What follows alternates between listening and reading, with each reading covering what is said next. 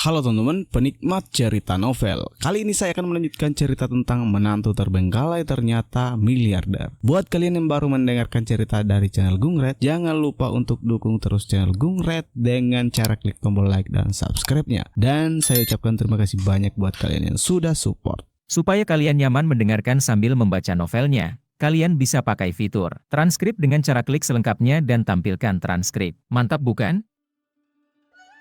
Bab 526. Bertemu Maktika, rute Atlantik Utara ke Pasifik. Di atas supir nomor 3 milik Adinata, Wibisana Arce menatap wajah Xuan Brahma dengan kagum dan terus memuji. Sangat tampan, sangat tampan. Bagaimana mungkin ada pria yang begitu heroik, gagah, dan tampan seperti Tuan Brahma Xuan di dunia ini? Tuan Adinata selalu memberitahu kami sebelumnya bahwa orang paling tampan di keluarga Brahma adalah Tuan Brahma Xuan. Saya pikir Tuan muda kita Adinata sudah sangat tampan. Bagaimana mungkin ada orang yang lebih tampan dari dia? Saat aku bertemu denganmu hari ini, ternyata itu benar. Tuan Brahma Xuan, aku sangat terpesona dengan ketampananmu. Tolong izinkan aku menjadi penggemarmu yang paling setia. Tebakan Adinata benar, si kecil Wibisana Arce ini adalah pembicara yang baik dan pasti akan mencoba yang terbaik untuk menyanjung Xuan Brahma. Wibisana Arce merasa gugup. Saat pertama kali tiba di Dead Island, dia sangat ketakutan hingga tidak berani turun dari pesawat ketika melihat begitu banyak mayat di tanah. Berpikir akan lebih aman bersembunyi di pesawat, siapa sangka Xuan Brahma tiba-tiba mencuri pesawat itu. Wibisana Arce, yang tidak pandai bertarung, dikelilingi oleh 100 orang, termasuk Jukwe, dan sangat ketakutan hingga hampir kehilangan kendali. Xuan Brahma tersenyum, sebenarnya dia tidak berniat menyakiti rakyat Adinata. 10 orang yang tinggal di luar baru saja pingsan. Dan Wibisana Arce ini adalah orang kepercayaan dekat Adinata, dan kecil kemungkinannya Xuan Brahma untuk menyakitinya. Xuan Brahma berkata, "Nak, kamu memiliki selera yang bagus dan kefasihan yang bagus, tetapi kamu agak jelek. Siapa namamu?" "Wibisana Arce, namaku Wibisana Arce, panggil saja aku Sia Wibisana." Xuan Brahma terdiam, "Apa-apaan ini, Wibisana Arce? Sekalipun orangnya jelek, namanya jelek sekali. Sayangnya, selera saudara ketiga dalam memilih orang benar buruk. Sepertinya mulai sekarang, aku tidak bisa hanya memberinya wanita cantik, tapi juga harus memberinya beberapa pria berpenampilan baik." Wibisana Arce tidak berdaya, "Kakekku memberiku namaku. Namaku bukan yang paling jelek di keluarga.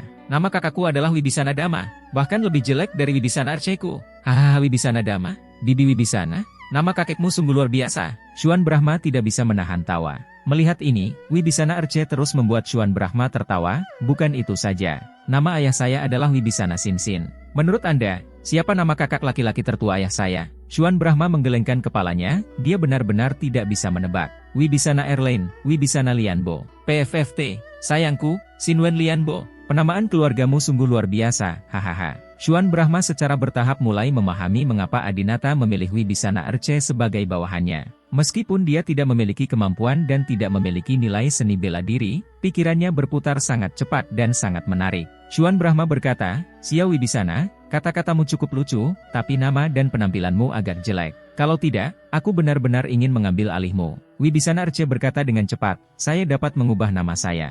Jika Anda tidak menyukai penampilan Anda, saya dapat menjalani operasi plastik. Saya selalu mengagumi Tuan Muda kedua, izinkan saya mengikuti Anda." Wibisana Arce tahu bahwa misi Adinata saat ini adalah menangkap Xuan Brahma. Tentu saja dia tidak akan benar-benar mengkhianati Adinata, tapi Xuan Brahma sangat licik, dan Adinata mungkin tidak bisa menangkapnya sendirian. Oleh karena itu, Wibisana Arce berpikir untuk tetap bersama Xuan Brahma sebagai agen yang menyamar, dan ketika waktunya tepat, dia dan Adinata akan bekerja sama untuk menangkap Xuan Brahma. Xuan Brahma terkejut, "Oh, apakah Anda bersedia melakukan operasi plastik untuk saya? Oke, ketika Anda tiba di negeri Han nanti, Anda pergi ke rumah sakit operasi plastik. Jika operasi plastik berhasil, datang dan temui saya. Saya akan melakukannya, biarkan kamu mengikutiku. Jika kamu kalah, keluarlah dan jangan datang kepadaku. Aku paling benci melihat monster jelek, terutama monster yang operasi plastiknya gagal." Wibisana Arce terkejut, "Tuan Brahma Xuan, apakah Anda akan pergi ke negeri Han? Di mana Anda?" Xuan Brahma berkata, "Istana Biru." "Istana Biru?" Wibisana Arce sangat ketakutan sehingga dia tidak berani berbicara. Setelah sekian lama, dia gemetar dan bertanya, "Apakah Istana Lan sama dengan King Tai?" Xuan Brahma mengangguk. Wibisana Arce menelan ludah. Tempat itu tidak dapat diakses oleh orang biasa. Itu adalah kediaman otoritas tertinggi. Wibisana Arce bertanya lagi, "Saya mendengar Anda mengatakan sebelumnya bahwa Anda sedang mencari seorang wanita." Xuan Brahma berkata dengan ringan, "Ya, kamu juga tertarik bermain dengan gadis di bawah umur? Kaki Wibisana Arce menjadi lemah dan dia berlutut ketakutan. Tidak, saya jelas tidak tertarik. Tolong, Tuan Brahmashuan, tolong jangan hitung saya masih ingin hidup untuk 2 tahun lagi bertahun-tahun. Wibisana Arce diam-diam berkata di dalam hatinya. Nah, saudara kedua Tuan Adinata benar-benar galak. Dia bermain terlalu besar dan berani menyinggung siapapun. Wibisana Arce senang dia mengikuti Adinata pada awalnya. Jika dia mengikuti Shuan Brahma, akan memakan waktu kurang dari setengah tahun baginya untuk mati tanpa mengetahui caranya. Beberapa jam kemudian, Zephyr III berhenti di gurun di luar Seoul. Disinilah Adinata mendarat terakhir kali dia datang ke negeri Han. Tampaknya kedua bersaudara Shuan Brahma dan Adinata secara mengejutkan konsisten dalam pilihan mereka dalam banyak hal. Toh, mereka berdua mendapat pelatihan yang sama sejak kecil. Begitu mereka mendarat, Wibisana Arce bertanya, Tuan Brahmashuan, apakah Anda tidak akan mengemudikan Zephyr III ke Istana Biru? Bagaimana Anda akan sampai di sana, dan kapan Anda akan pergi? Shuan Brahma tidak menjawabnya, tetapi memanggil seorang bawahan tampan dan berkata, Jiangnan, kamu berasal dari negara Han. Bawa Xiao Wibisana ke rumah sakit bedah plastik terbaik untuk operasi plastik. Jika berhasil, bawa dia kembali. Jika dia gagal, jatuhkan dia dan tinggalkan dia sendiri. Jiangnan berkata dengan wajah serius, ya. Setelah mengatakan itu, dia meraih lengan Wibisana Arce dan membawanya turun dari pesawat. Wibisana Arce hanya membicarakannya, operasi plastik yang baru saja dia sebutkan hanyalah tindakan sementara untuk tetap bersama Shuan Brahma. Berani sekali dia melakukan operasi plastik, dia bahkan takut sakitnya membuat tato. Tuan Brahmashuan, aku bisa melakukan operasi plastik sendiri nanti. Tolong izinkan aku pergi ke Istana Biru bersamamu dulu. Wibisana Arce terus berteriak. Shuan Brahma tersenyum, kamu terlihat sangat jelek. Jika kecantikan kecilku melihatnya, itu akan mengecewakan. Saya berharap kamu sukses dalam operasi plastik. Kakak ketiga, jika aku melihatmu menjadi lebih tampan, kamu pasti akan berterima kasih padaku. Mobil Wibisana Air terus berteriak, tetapi bawahan kejam bernama Jiangnan ini mengangkatnya ke dalam mobil dengan satu tangan, lalu mengendarai Ferrari 458 merah yang dia tidak tahu dari mana asalnya, dan melaju dengan kecepatan kilat kota Seoul. Wibisana Arce duduk di dalam mobil dan memohon belas kasihan untuk waktu yang lama, meminta Jiangnan untuk tidak membawanya untuk operasi plastik. Namun, orang ini Jiangnan tidak tergerak. Wibisana Arce tahu bahwa bawahan keluarga Brahma telah dilatih sepanjang tahun, dan mereka harus menyelesaikan tugas yang diberikan oleh tuannya. Oh, aku ingin mengucapkan selamat tinggal pada wajah tampanku dan menjadi selebriti internet. Wibisana Arce melihat ke cermin dan menghela nafas. Namun, jika dipikir-pikir dengan hati-hati, operasi plastik bisa membuatnya terlihat lebih tampan, dan dia tidak perlu mengeluarkan uang untuk itu.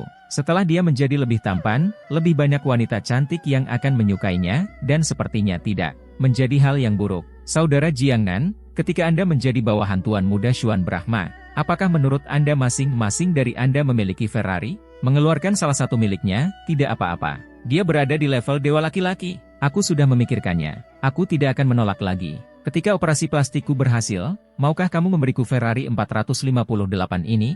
Jiangnan tersenyum ringan. Oke. Wibisana Arce sangat senang, dan tak lama kemudian, mereka berdua tiba di suatu tempat bernama Rumah Sakit Bedah Plastik Hangwo. Begitu dia masuk, Wibisana Arce melihat seseorang di aula. Sosok wanita ini sebaik langit dan bumi. Yang paling penting adalah Wibisana Arce mengira dia telah melihat wanita ini. Bukankah ini mantan adik ipar Tuan Adinata? Bab 527. Maktika terbunuh. Di depannya mengenakan atasan ketat berwarna putih, celana jeans, topi, dan topeng. Ini gaun yang sangat sederhana jika itu wanita lain. 8 dari 10 tidak akan diperhatikan oleh Wibisana Arce. Namun, wanita di depanku memiliki sosok yang luar biasa. Ketika wanita biasa memakai jeans dan wanita bertubuh bagus memakai jeans, dari belakang, itu adalah dua pemandangan yang berbeda, dua dunia. Pakaian ketat di bagian atas tubuhnya juga menonjolkan sosoknya yang mengesankan. Selain itu, mata wanita ini sangat menggoda. Wibisana Arce tidak bisa melupakannya begitu dia melihatnya. Dia segera teringat bahwa ketika dia berada di ibu kota, Maktika datang untuk menghadiri upacara pernikahan Adinata dan Anastasia. Dan wanita di depanku pastilah Maktika sendiri. Wibisana Arce segera menghampiri untuk menyapa, mengetuk bahu pihak lain, dan bertanya, "Cantik, apakah kamu orang Cina?" Pihak lain mengangguk.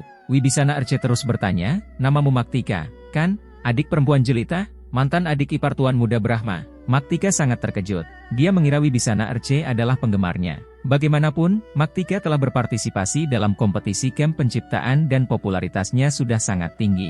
Jumlah penggemar di Weibo-nya saja sudah beberapa juta. Maktika kemudian melepas topengnya, memperlihatkan wajahnya yang sempurna setelah operasi plastik, dan berkata, "Kamu adalah..." Wibisana Arce tersenyum dan berkata, "Saya Xiao Wibisana, kekasih Adinata yang paling cakap di sekitar Tuan Brahma. Anda tidak ingat, kita bertemu di pernikahan Tuan Brahma, haha." Maktika baru saja mengingatnya dan berkata dengan wajah gembira, "Saudara Xiao Wibisana, halo, mengapa kamu datang ke negeri Han? Di mana saudara Adinata? Apakah dia juga di negeri Han?" Maktika kini bisa menjadi bintang lalu lintas, sukses debut di industri hiburan, dan memiliki banyak penggemar, semua karena bantuan Adinata. Selain itu, sejak identitas Adinata terungkap, dia mulai menyukai Adinata dan ingin mengejarnya, jadi dia terutama ingin mengetahui keberadaan Adinata. Wibisana Arceng berkata, "Tuan Brahma tidak ada di sini. Saya di sini untuk operasi plastik. Untuk apa Anda di sini?" Maktika sedikit kecewa saat mendengar Adinata tidak ada di sini. "Oh, saya di sini untuk perawatan rutin." Sebelumnya, Maktika pergi ke rumah sakit bedah plastik ini untuk menjalani operasi plastik. Secara umum, perawatan rutin diperlukan untuk operasi plastik yang lengkap. Oleh karena itu, dia memakai topeng dan topi karena tidak ingin dikenali oleh penggemarnya. Wibisana Arce tiba-tiba teringat bahwa dia pernah mendengar Ganendra berkata bahwa Maktika, seorang wanita dengan sosok yang baik, adalah asli. Tetapi wajahnya tidak selalu begitu cantik. Dia dulunya sangat biasa, tapi dia menjalani operasi plastik untuk membuatnya begitu cantik. Wibisana Arce berkata dengan cepat, "Nona Wibisana, apakah Anda menjalani operasi plastik di rumah sakit ini?" Maktika melihat sekeliling dengan hati-hati. Untungnya, ini adalah negara yang dingin, dan kebanyakan orang tidak dapat memahaminya. Dia mengangguk, "Ya, jangan beritahu, apalagi jangan beritahu di internet. Penggemar saya tidak bahkan mengetahui bahwa aku telah menjalani operasi plastik. Jika mereka tahu, aku akan berhenti menjadi penggemarnya." Operasi plastik Maktika sangat alami. Orang yang belum pernah melihat penampilannya sebelumnya tidak akan tahu bahwa dia telah menjalani operasi plastik. Wibisana Arce mengangguk berulang kali, "Jangan khawatir, Anda adalah mantan saudara ipar Tuan Brahma. Beraninya saya menyebarkan rumor tentang Anda. Menurutku operasi plastikmu cukup bagus. Bisakah kamu mengenalkanku pada dokter yang melakukan operasi plastikmu?" Maktika mengangguk, "Baiklah, ikutlah denganku." Maktika membawanya dan Jiangnan ke kantor dan memperkenalkan, "Saudara Wibisana, izinkan saya memperkenalkan kepada Anda. Ini adalah Dr. C yang melakukan operasi plastik pada saya. Dia sangat berpengalaman dalam bidang ini, Anda dapat yakin untuk biarkan dia yang menanganinya." Wibisana Arce buru-buru melangkah maju untuk berjabat tangan dengan Dr. C. "Halo, saya ingin menjadi tampan, silakan lihat bagaimana cara melakukannya." Dr. C memandang wajah Wibisana Arce dengan hati-hati dan berkata, "Anda dapat menjalani operasi kelopak mata ganda dan operasi hidung untuk membuat hidung lebih 3 dimensi. Anda juga dapat melapisi dagu untuk memanjangkan garis wajah. Wajah terlihat lebih bersih dari belakang. Bibirmu agak tebal, aku sarankan kamu membuatnya lebih tipis." Dr. C tidak bisa melakukannya dengan benar, tetapi karena rumah sakit ini sering menerima orang Tionghoa, yang merupakan pelanggan besar di sini, ada seorang penerjemah di sebelahnya yang benar. Setelah Wibisana Arce mendengar ini, dia berkata, "Setelah semuanya selesai, aku akan jadi apa?" Dr. C mengambil foto Wibisana Arce dan kemudian mengeditnya di tablet. Harus dikatakan bahwa Hankuo masih berada di level teratas dunia dalam hal teknologi tinggi. Rumah sakitnya sebenarnya dapat dengan cepat mensimulasikan seperti apa tampilan mobil Wibisana R setelah selesai berbentuk utuh. Setelah Dr. C menyelesaikannya, dia menunjukkannya kepada Wibisana Arce. "Tuan, lihat. Seperti inilah penampilan Anda setelah operasi plastik." Melihat renderingnya, Wibisana Arce berdiri dengan penuh semangat. "Astaga, apakah ini aku? Ini sangat tampan. Sial, biarpun kamu menyakitiku sampai mati, aku akan tetap melakukannya. Saat aku menjadi sangat tampan, aku tidak akan menginginkan wanita sebanyak yang aku mau." Wibisana Arce dengan gembira berkata kepada Jiangnan, "Jiangnan, kamu tidak perlu khawatir, aku akan melarikan diri. Aku telah memutuskan untuk melakukan operasi plastik ini. Bayar saja uangnya." Jiangnan tersenyum kejam dan berkata kepada Dr. C, "Segera atur operasi untuknya, kami sedang terburu-buru." Dr. C tersenyum dan berkata, "Operasi ini akan menghabiskan banyak uang, 2,5 juta yuan. Rumah sakit ini biasanya tidak mengatakan apapun tentang biayanya untuk penduduk lokal dari negara dingin. Tapi selama mereka berasal dari negara Cina, mereka mengenakan harga selangit." Jiangnan berkata dengan dingin, "Saya akan memberi Anda 3 juta dan segera mengatur operasi untuknya." Dr. C membungkuk cepat dan berkata seperti sedang memuja dewa kekayaan, "Baiklah, saya akan segera mengaturnya. Jiang Nan keluar dari kantor dan datang ke meja depan untuk membayar. Namun saat ini, beberapa pemuda dengan rambut diwarnai berbagai warna masuk ke rumah sakit seperti gangster. Ledakan. Seorang pria meninju meja di meja depan, mengambil foto, dan bertanya kepada wanita cantik di meja depan, "Hei, di mana wanita ini?" Jiang Nan melihat foto itu, dan itu jelas Maktika yang baru saja dia temui. Mata Jiang Nan menunduk, tapi dia tidak melakukan apapun. Gadis di meja depan merasa malu dan berkata, "Di kantor Dr. Zai Ce." Pada saat ini, beberapa pria bergegas ke kantor Dr. Ce. Ketika mereka melihat Maktika, mereka segera menangkapnya. "Ah, lepaskan aku, siapa kamu?" Maktika berjuang untuk melepaskan diri, tetapi pergelangan tangannya ditangkap oleh seorang pria berambut kuning, tidak bisa bergerak. Ketika Wibisana Arce melihat situasi ini, dia segera berdiri, "Hei, siapa kamu? Lepaskan!" Namun kelompok yang datang adalah penduduk setempat, tidak ada kendala bahasa antara kedua pihak, dan tidak ada yang bisa mengerti apa yang dikatakan pihak lain. Saat ini, Wibisana Arce melihat Jiang Nan datang ke pintu dan segera berjalan. "Saudara Jiang Nan, Anda berasal dari kerajaan Han. Ini adalah wilayah Anda. Tolong jaga gangster kecil ini." Jiang Nan mengerutkan kening dan memandang orang-orang muda ini, bertanya-tanya apakah dia harus terlibat dalam masalah ini. Jika dia tidak peduli, Maktika, seorang wanita dengan sosok luar biasa, mungkin akan dihina oleh pria-pria ini. Tapi, apa yang terjadi pada Maktika, dan apa hubungannya dengan dia? Bab 528. Nama majikanku adalah Adinata. Jiang Nan milik Xuan Brahma, seorang preman dan pembunuh papan atas yang ditemukan dan dilatih oleh Suzaku di negara Han. Dia sedingin dan profesional seperti sekelompok orang di bawah King Long dan Bai Hu. Saat menjalankan tugas, ia hanya akan mengerjakan tugas yang diberikan oleh tuannya dan tidak akan ikut campur dalam urusan orang lain.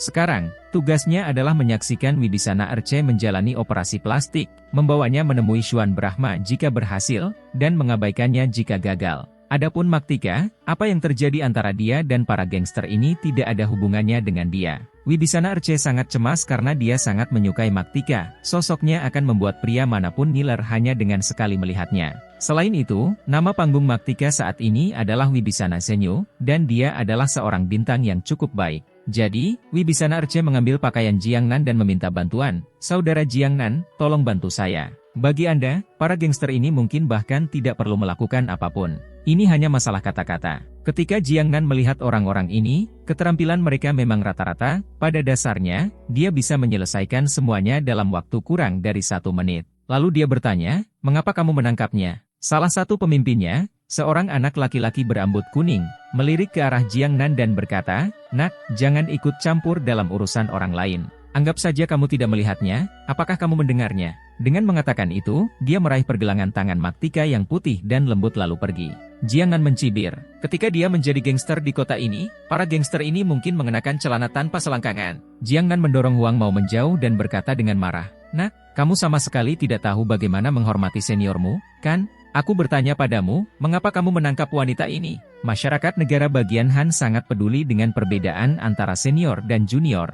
Jadi Jiang Nan sangat memperhatikan kata-kata yang digunakan oleh anak laki-laki berambut kuning ini. Anak laki-laki berambut kuning itu didorong ke tanah. Mengetahui bahwa Jiang Nan bukanlah orang biasa, dia bangun karena malu. Beberapa orang di sekitarnya berkata, "Bunuh dia bersama-sama." Namun anak laki-laki berambut kuning itu mengulurkan tangannya, tidak ingin menimbulkan masalah. Anak laki-laki berambut kuning berkata, "Kami bukan gangster, dan kami di sini bukan untuk menculiknya. Jangan salah paham. Kami mengenalnya. Kami akan membawanya menemui ayah baptisnya." Jiang Nan menerjemahkan kata-kata Huang Maozi kepada Wibisana Arce. Wibisana Arce tampak bingung dan bertanya pada Maktika, "Maktika, mereka bilang mereka diutus oleh ayah baptismu. Siapa ayah baptismu?" Maktika langsung menjadi panik. Dia memang mengkonfirmasi seorang ayah baptis, dan dia melakukannya di pernikahan Adinata dan Anastasia. Saat itu, dia pergi ke pernikahan Anastasia secara khusus untuk mencari bos besar di lingkaran keuangan Beijing dan mengidentifikasi dia sebagai ayah baptisnya, sehingga dia bisa membuat film di masa depan. Tanpa diduga, Adinata mengetahui bahwa dia baru saja menerima Tuan An sebagai ayah baptisnya. Adinata tidak ingin Maktika melakukan apa yang dilakukan banyak selebritas, tidur dengannya dan melakukan hal-hal yang tidak terucapkan dan berpangkat tinggi. Oleh karena itu, Adinata secara khusus membantu Maktika dan membimbingnya untuk debut. Namun, dengan cara ini, Maktika melepaskan merpati Tuan An. Tuan An mengenali Maktika sebagai putri baptisnya, tetapi dia tidak terlalu mempedulikannya sebagai putrinya. Dia hanya ingin tidur dengannya. Maktika menarik kembali kata-katanya, yang membuat Tuan An sangat marah. Maktika berkata, "Saudara Wibisana, pria itu adalah bos besar di lingkaran ibu kota. Dia bukan ayah baptis saya. Saya belum memintanya melakukan apapun untuk saya. Kami tidak ada hubungannya lagi dengannya. Dulu, saat kita berada di Tiongkok, dia selalu mengirim orang untuk menggangguku. Aku tidak menyangka saat dia tiba di negeri Han, dia benar-benar mengirim orang untuk menangkapku. Saudara Xiao Wibisana, kamu harus menyelamatkanku. Kalau aku dibawa pergi, Pak An pasti akan tidur denganku. Ini pertama kalinya bagiku.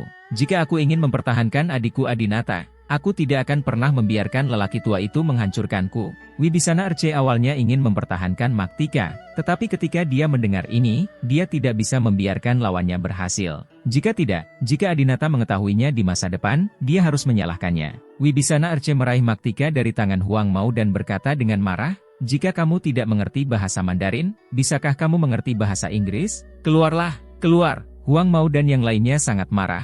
"Anak nakal, jika kamu tidak makan roti panggang, kamu akan didenda. Ayo, saudara-saudara!" Beberapa pemuda berkerumun. Wibisana Erce sangat ketakutan sehingga dia meraih Maktika dan buru-buru bersembunyi di belakang Jiang Nan. "Saudara Jiang Nan, terserah kamu." Jiang Nan tampak tak berdaya, "Kamu benar-benar pandai menimbulkan masalah." Meskipun Jiang Nan tidak ingin terlibat dalam urusan orang lain, sekarang Wibisana Erce terlibat, dia tidak bisa mengabaikannya. "Ledakan! Ledakan! Ledakan!" Jiang Nan meninju setiap gangster muda ini sampai mereka tidak bisa bangun. Di antara mereka, anak laki-laki berambut kuning itu mengalami patah tulang rusuk. Ketika pertempuran selesai, Wibisana berdiri dan menendang orang-orang ini satu demi satu. "Kembalilah dan beritahu atasanmu bahwa Maktika adalah wanita majikanku. Jika kamu berani mencuri wanita dari majikanku, tanyakan padanya berapa banyak kepala yang dia miliki." Setelah selesai berbicara, dia berkata kepada Jiang Nan, "Saudara Jiang Nan, tolong terjemahkan." Jiang Nan memutar matanya ke arah Wibisana Erce dan mengabaikannya. Berjuang untuk Wibisana Erce sudah memberinya banyak perhatian, dan dia juga bertindak sebagai penerjemah. Untungnya, ada seorang penerjemah di kantor Dr. C. Wibisana Erce meraih penerjemah yang gemetar ketakutan. "Cantik, terjemahkan apa yang baru saja saya katakan kepada mereka." Asisten wanita itu menerjemahkan dengan gugup. Anak laki-laki berambut kuning itu menutupi lukanya dengan kesakitan dan berkata, "Apakah kamu berani menyebutkan nama tuanmu?" "Wibisana Erce, dengar, nama majikanku adalah Adinata." Asisten wanita menerjemahkan, "Yeop kamu, Jechen." Anak laki-laki berambut kuning itu mengulanginya, "Yeop J Adinata." "Oke, aku ingat, kalian berdua orang Cina sedang menunggu. Jika kamu berani melawan bos kami, aku akan membiarkanmu mati di negara yang dingin." Setelah mengatakan itu, anak laki-laki berambut kuning itu dibantu oleh yang lain. Wibisana Erce tidak mengerti apa yang dia katakan dan bertanya kepada asisten wanitanya, "Apa yang baru saja dia katakan?" Asisten wanita itu berkata dengan gugup, dia berkata bahwa Anda dan Tuan Adinata harus mati di negara yang dingin. "Brengsek!" Wibisana Erce sangat marah. "Made, jika kamu tahu kamu seharusnya menendangnya lagi. Kamu gila sekali. Bukankah dia bos besar di lingkungan ibu kota Beijing? Di mata Tuan Muda Brahma, dia hanyalah seorang omong kosong." 10 menit kemudian, para gangster ini tiba di gedung Haneban di Seoul. Pada saat ini, seorang pria tampan berusia 30-an yang mengenakan jas sedang berbicara di telepon dengan Tuan An Lisi, bos dari lingkaran ibu kota Huaguojing. "Tuan An, jangan khawatir. Saya telah mengirim orang untuk menangkap putri baptis Anda. Anda bisa terbang sekarang. Jika saatnya tiba, haruskah Anda memasukkan putri baptis Anda ke hotel atau membiarkannya pergi di kediaman saya, untuk Anda kenikmatan?" Pria berjas ini tak lain adalah Lee Min-ki, pimpinan Haneban, sebuah bank swasta. Ancor bukan hanya nasabah utama Haneban, namun keduanya juga memiliki hubungan kerja sama yang sangat erat dalam bisnis. Kali ini, ketika dia mengetahui bahwa Maktika datang ke negara Han untuk perawatan kecantikan, An Lisi ingin menggunakan kekuatan lokal Lee Minji untuk menangkap Maktika. "Kalau begitu, beri pelajaran pada putri baptis ini." Seorang Lisi di ujung telepon berkata, "Kalau begitu, terima kasih, Presiden Lee. Setelah masalah ini selesai, saya pasti akan meyakinkan teman-teman saya di kalangan ibu kota untuk membantu Anda mendapatkan pembiayaan kapal." Lee Minji menjawab dengan sangat baik, "Terima kasih, Tuan An. Kalau begitu saya akan menunggu Anda datang." Setelah menutup telepon, Lee Min-ki tersenyum bahagia. Namun, ketika dia melihat anak laki-laki berambut kuning yang dia kirim kembali dengan luka memar, Lee Minji segera berdiri dan bertanya, "Apa yang terjadi? Kenapa kalian semua terluka?" Di mana bintang kecil Wibisana Senyu itu? Bab 529. Maktika ditangkap. Anak laki-laki berambut kuning itu didukung oleh yang lain, dan semua orang berlutut di tanah. Maaf, Presiden, kami tidak dapat membawa Wibisana Senyu kembali. Kami bertemu dengan dua pria Tiongkok, mereka menghentikan kami dan melukai kami semua. Apa?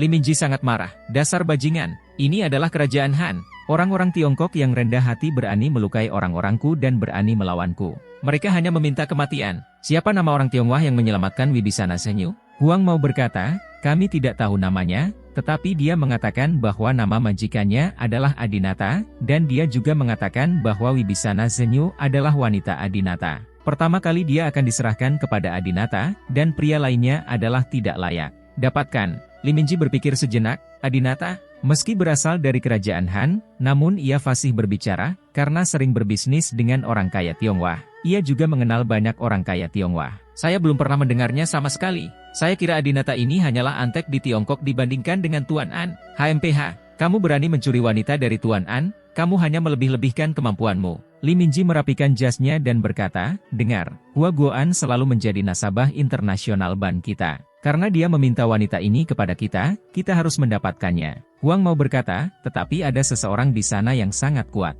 Mungkin 10 orang tidak bisa mengalahkannya. Li Minqi mencibir. Apakah pandai bertarung itu berguna? Apakah tinjumu secepat peluru? Kumpulkan saudara-saudaramu, bawalah senjatamu, dan aku secara pribadi akan pergi dan membalaskan dendammu. Semuanya, ya, Presiden. 10 menit kemudian, kendaraan off-road berwarna hitam tanpa izin melaju ke pintu masuk rumah sakit bedah plastik T. Li Minqi, mengenakan setelan jas, berjalan di depan, diikuti oleh lebih dari selusin pria pembunuh. Tuan, apakah Anda ada janji? Si cantik di meja depan melihat bahwa postur ini salah dan dengan cepat melangkah maju untuk menghentikannya, tapi ditendang oleh Li Minqi. Setelah itu, Li Minji memimpin orang-orangnya untuk bergegas ke ruangan tempat Maktika berada. Saat ini, Maktika sedang berbaring di sana melakukan perawatan wajah. Begitu Li Minji masuk, dia tertegun sejenak ketika melihat Maktika berbaring dengan sosoknya yang bergelombang. Sangat sedikit wanita yang dapat menarik perhatian pria bahkan ketika mereka sedang berbaring. Tampaknya sosok Maktika sangat bagus. Ketika Maktika mendengar seseorang menerobos Kunchorosuk, dia sangat terkejut sehingga dia segera duduk dan panik. Siapa kamu? Li Minji memandang Maktika dan terus menghela nafas dalam hatinya. Dia memang yang terbaik di dunia. Pantas saja Tuan An ingin mendapatkan wanita ini dengan segala cara. Sosok wanita ini adalah yang terbaik yang pernah saya lihat dalam hidup saya. Mengerti? Li Minji selalu merasa bahwa wanita dari negara dinginnya itu cantik dan memiliki sosok terbaik. Namun, ketika dia melihat Maktika hari ini, dia menyadari bahwa bintang-bintang yang pernah ditiduri Li Minqi di masa lalu sama sekali tidak ada bandingannya dengan Maktika. Maktika mengungguli bintang wanita manapun di negara dingin saat ini. Li Minji tidak terlalu kasar dan berkata dengan senyuman di wajahnya, kamu adalah Nona Wibisana Senyu, kan? Maktika menutupi dadanya dengan selimut dan mengangguk dengan gugup. Meski Li Minqi terlihat keren dalam balutan jas, dia selalu merasa pria tersebut bukanlah orang baik. Li Minqi tersenyum dan berkata, saya Li Minqi, Ketua Haneban. Saya berteman baik dengan ayah baptis Anda An. Saya di sini untuk menjemput Anda untuk menjadi tamu di rumah besar saya. Silakan datang. Ketika Maktika mendengar bahwa dia diutus oleh An Lizhi, dia segera berkata, saya tidak akan pergi. Silakan pergi, Saudara Wibisana. Sekarang Wibisana Erce sedang melakukan operasi di kamar sebelah dan tidak bersama Maktika. Jiang Nan juga mengikuti Wibisana Erce, jadi dia tidak tahu bahwa Maktika terbunuh saat ini. Li Minji memberi isyarat, dan dua anak buahnya segera bergegas menuju Maktika. Masing-masing dari mereka meraih salah satu lengan Maktika. Maktika, seorang wanita lemah, tidak mampu melepaskan diri dari kekangan keduanya. Presiden, maukah Anda mengantar wanita ini ke hotel yang diatur oleh Tuan An? Tanya seorang bawahan. Li Minji tidak mau mengulurkan tangan kanannya yang ramping, memegang dagu Maktika, memandang sosok Maktika dari atas ke bawah, dan mengagumi. Pakaian biasa seperti itu tidak bisa menyembunyikan sosok baiknya. Jika dia mengenakan cheongsam atau pakaian yang menonjolkan sosoknya, dia akan semakin memukau. Saat ini, Li Minji sudah jatuh cinta pada Maktika. Li Minji berkata, kirim dia ke kediamanku dan minta pengasuhnya untuk membersihkannya, melepas pakaiannya, membaringkannya di tempat tidur, dan mengikat tangan dan kakinya dengan tali. Nanti, aku akan pergi ke sana dan menikmatinya sendiri. Para lelaki itu terkejut, Presiden, bukankah wanita ini yang diinginkan Presiden An? Jika Anda membawanya pergi untuk pertama kalinya, apakah Presiden An akan marah? Li Minji berkata, bukankah dia punya pacar bernama Adinata? Kalau begitu beritahu Tuan An bahwa wanita jalang ini sudah tidak perawan lagi. Pertama kali dia dibawa pergi oleh Adinata itu. Jika kamu selalu marah, pergi saja kepada Adinata untuk menyelesaikan masalah. Senyuman jahat muncul di wajah bawahannya. Presiden itu brilian. Dia bermain dengan wanita Adinata dan membiarkan Adinata yang disalahkan. Lee Min-ji mendengus dengan nada menghina. Wanita terkemuka seperti ini tidak bisa dikendalikan oleh pria biasa. Dia pantas mendapatkan kesialan bernama Adinata.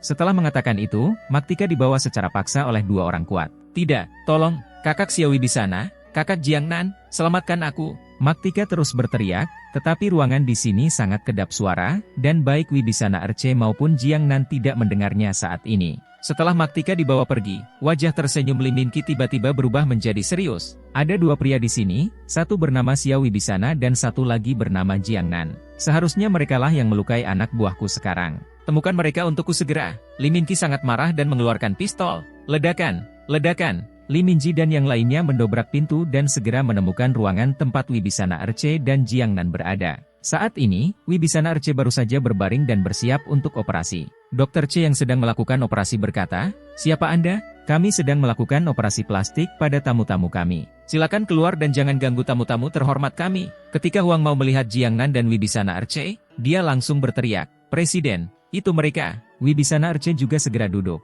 Ketika dia melihat Lee Min-ji dan yang lainnya, dia berkata, "Oke, Xiao Huang Mao, aku baru saja menghajarmu, kamu harus mencari pembantu sialan." "Oh tidak, di mana Maktika? Apakah kamu melakukan sesuatu pada Maktika?" Lee Min-ji berkata, "Apakah kamu berbicara tentang Wibisana Senyu? Dia telah dikirim ke rumahku, ditelanjangi, dan siap untuk dirawat olehku." Wibisana Erce sangat marah. "Kamu bajingan, beraninya kamu menyentuh wanita Tuan Brahma." Lee Min-ji berkata dengan nada menghina, "Tuan Muda Brahma, apakah itu yang bernama Adinata? Haha, apakah dia pacar Wibisana Senyu? Katakan padanya bahwa aku mendapatkan wanitanya untuk pertama kalinya. Namun, setelah itu, saya akan memberitahu ayah baptis Wibisana Senyu bahwa pertama kali Wibisana Senyu dilakukan oleh Adinata. Aku tidak bisa menahannya. Aku hanya sangat membantu, jadi dia tidak perlu berterima kasih padaku, hahaha." Bab 530. Wibisana Erce dipukuli. Wibisana Erce sangat marah karena dia merampok wanita Adinata, tapi dia malah menyalahkan Adinata. Jika Ganendra dan Kinglong mendengar ini, saya khawatir Lee Min-ki sudah mati sekarang. Wibisana Erce mengepalkan tinjunya, hanya menyesali bahwa dia tidak tahu cara bertarung. Majikannya dipermalukan, dan dia bahkan tidak bisa membalasnya. Wibisana Erce menunjuk ke arah Lee Min-ji dan berkata, "Kamu sedang mencari kematian. Tahukah kamu berapa harga yang harus dibayar jika menyinggung Tuan Brahma?" Lee Min-ji berkata dengan marah, "Brengsek, kamu, orang Tionghoa yang sombong, berani bicara seperti ini padaku di wilayahku. Tahukah kamu siapa aku? Tahukah kamu kekuatanku di Seoul? Belum lagi Adinata, bahkan Tuan An, bos lingkaran ibu kota, akan mati jika dia melawanku." Wibisana Erce mengutuk, "Kamu pergi ke sekolah hanya untuk menyombongkan diri, kan? Saudara Jiangnan, beri dia pelajaran untukku." Jiangnan terlihat sangat serius. Dia melihat sekelompok orang ini, terutama Lee Min-ki, yang terlihat sangat menakutkan. Lee Min-ji memandang Jiangnan dan tersenyum, "Kamu adalah orang yang melukai anak buahku, kan? Kudengar tinjumu sangat kuat. Aku ingin tahu apakah tinjumu bisa menghentikan peluruku?" Saat dia mengatakan itu, Lee Min-ki tiba-tiba mengeluarkan pistolnya dan melepaskan tembakan ke arah Jiangnan. Ledakan! Untungnya, Jiangnan telah mengambil tindakan pencegahan dan dengan cepat menghindar. Pintu ruang operasi ini diblokir oleh anak buah Lee Min-ki, sehingga mustahil untuk keluar. Oleh karena itu, Jiangnan berguling-guling di tanah dan berlari menuju jendela. Ledakan! Ledakan! Lee Min-ki terus melepaskan dua tembakan, salah satunya meleset dari Jiangnan tetapi mengenai Dr. Cha. Dr. Cha jatuh ke tanah di tempat setelah ditembak. "Sial, ada pistolnya." Wibisana Erce juga ketakutan dan bersembunyi di sudut. Bagaimanapun, Jiangnan bukanlah ahli top seperti Kinglong, Macan Putih dan Suzaku. Saat menghadapi lebih dari selusin orang dan lawannya memiliki senjata, dia tidak memiliki peluang untuk menang sama sekali. Oleh karena itu, Jiangnan hanya dapat melarikan diri dengan cepat dan bahkan tidak memiliki kemampuan untuk mengambil mobil Wibisana R. "Sialan, aku membiarkannya kabur." Lee Min-ji tidak menyangka orang ini bisa menghindari pelurunya dan kabur dengan lancar. Sepertinya dia memang bukan orang biasa. Namun, saat ini, Wibisana Erce meringkuk dan bersembunyi di sudut. Lee Min-ji sama sekali mengabaikan Dr. Cha yang telah dipukuli sampai mati, menunjuk ke arah Wibisana Erce yang gemetar, dan berkata kepada bawahannya, "Apakah menurut Anda pria Tionghoa yang rendah hati ini, yang bersembunyi di pojok, terlihat seperti anjing? Hahaha, hahaha, mirip sekali. Orang Cina sangat bodoh bahkan tidak punya keberanian untuk melawan, haha." Semua orang juga menertawakannya. Lee Min-ji berkata, "Tangkap anak ini." "Ya." Wibisana Erce dibawa ke Lee Min-ji. Lee Min-ji mengarahkan pistolnya ke Wibisana Erce dan bertanya, Kamu bilang siapa yang belajar di sekolah menengah hanya untuk menyombongkan diri? Hah? Baru kemudian Wibisana Arce menyadari bahwa pria di depannya berani menembak dan membunuh orang di rumah sakit di negara dingin. Dia jelas bukan orang biasa. Wibisana Arce berkata dengan cepat, "Tuan Presiden, bagaimana dengan saya? Anda sangat bijaksana dan berkuasa, bagaimana Anda bisa menyombongkan diri?" Wibisana Arce tahu bahwa bahkan Jiang Nan telah pergi sekarang, dan tidak ada penolong. Jika dia terus melawan Li Mingji, dia mungkin akan mati. Karena dia tidak khawatir tidak mempunyai kayu bakar untuk membakar bukit-bukit hijau, dia memutuskan untuk menyanjung Presiden Li terlebih dahulu. Namun, Li Mingqi tidak melakukan ini sama sekali. Li Mingqi berkata dengan nada meremehkan, "Sekarang kamu tahu cara memujiku? Sekarang kamu tahu cara menyerah. Saat kamu memukul adikku tadi, bukankah dia hebat?" Ledakan. Li Mingqi meninju wajah Wibisana Arce. Li Mingqi adalah seorang pria yang memiliki kecenderungan kekerasan dan suka memukuli orang. Terkadang ketika tidak ada orang di sekitarnya, ia bahkan akan memukuli anak buahnya sendiri. Oleh karena itu, jika hal ini terjadi, biasanya dia mengambil tindakan sendiri. Li Mingji berdiri, melihat daftar proyek operasi plastik yang dilakukan oleh Wibisana Arce, dan tersenyum. "Kalian orang Cina yang jelek selalu datang ke negara kita yang dingin untuk operasi plastik. Aksi, sial. Bukankah kamu punya rumah sakit bedah plastik di Cina? Kenapa kamu harus datang ke kami? Mencemari kita udara negara yang dingin. Kamu ingin operasi plastik kan? Aku akan membantumu." Li Mingqi membidik hidung Wibisana Arce dan meninjunya dengan keras. Wibisana Arce tiba-tiba mimisan. Tapi Li Mingqi tampaknya belum merasa cukup, hidung perlu disentuh beberapa kali lagi. Dan matanya. Bang.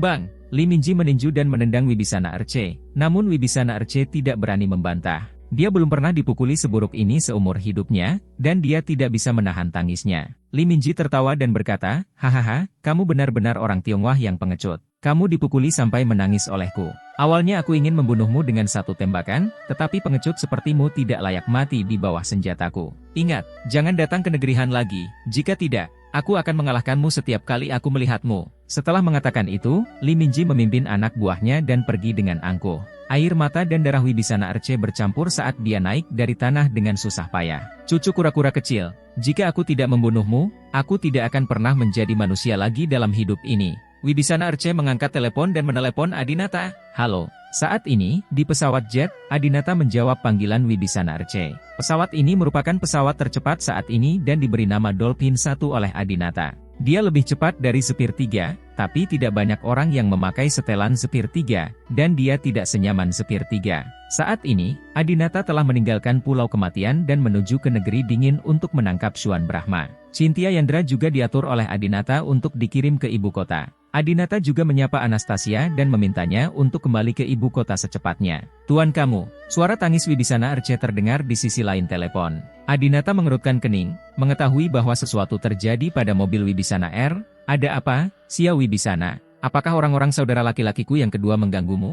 Wibisana Arce berkata, "Tidak, Tuan Brahma Xuan sangat baik kepada saya. Dia tidak memukuli saya dan bahkan meminta saya untuk menjalani operasi plastik. Saya datang ke rumah sakit dan melihat saudara perempuan mantan istri Anda, Jelita." Adinata bertanya, "Maksudmu Maktika?" Wibisana Arce, "Ya, Maktika telah mengadopsi seorang ayah baptis dan selalu ingin tidur dengannya. Kali ini, dia berkolusi dengan Presiden Bang Hanye dan menculiknya." Ayah baptis? Adinata memikirkannya dan tiba-tiba teringat bahwa pada pernikahannya dan Anastasia, Maktika membenarkan bahwa seorang lelaki tua akan menjadi ayah baptisnya. Saat itu, Adinata sangat marah. Dia tidak ingin Maktika mengambil jalan ini dan tidak ingin dia tidur dengannya. Oleh karena itu, dia berinisiatif untuk membantunya. Akhirnya, Maktika harus menarik garis yang jelas dengan Tuan An. Apakah karena dia tidak bisa tidur dengan Maktika sehingga Tuan An menggunakan metode seperti itu? Adinata mendengus dingin. Tuan An ini, dengan kedok mengumpulkan putrinya, sebenarnya melakukan hubungan yang memalukan.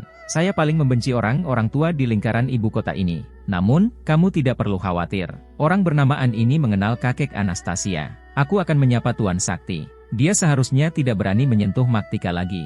Wibisana Arce berkata dengan cemas, "Tuan Brahma, sekarang bukan hanya pria bernama An yang ingin tidur dengan Maktika, Presiden Li dari Ban hanya juga ingin tidur dengannya. Dan dia telah membawanya ke rumahnya." Dia juga berkata, "Adinata, apa yang dia katakan?" Wibisana Arce, "Dia mengatakan bahwa setelah tidur dengan Maktika, dia menyalahkanmu.